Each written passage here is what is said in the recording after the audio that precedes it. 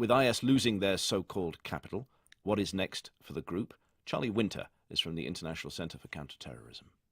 I think we need to recognize that success for the Islamic State looks very different to what we would imagine is success. Material defeat for it in Raqqa, in Mayadeen, in Mosul, in Tal Afar, across Libya, and most of the territory that it was holding in Sinai as well. I mean, the group is certainly, materially speaking, a shadow of its former self, but we have to recognize that mere survival is success for the group.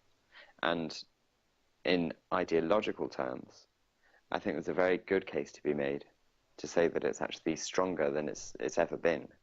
I think that what we could well see happening in the next few months, next few years, is a continuation of the Islamic State, but one that looks very different to that which we've observed over the last few years. One which is more of a covert insurgency than something which is overtly trying to govern a contiguous piece of land. I think that terrorism, violence generally, has become more important as a commodity to keep the Islamic State alive, to keep the idea and to keep the sense that there is a momentum behind that idea, to keep it all afloat. And you can see that over the last few months, how it's communicated about acts of terrorism around the world to its own supporters.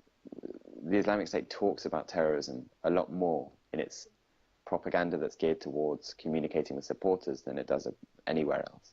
Whether it's in its newspapers, its radio bulletins, its domestic videos, all of this stuff, it all gets spoken about a huge amount in the actual caliphate itself.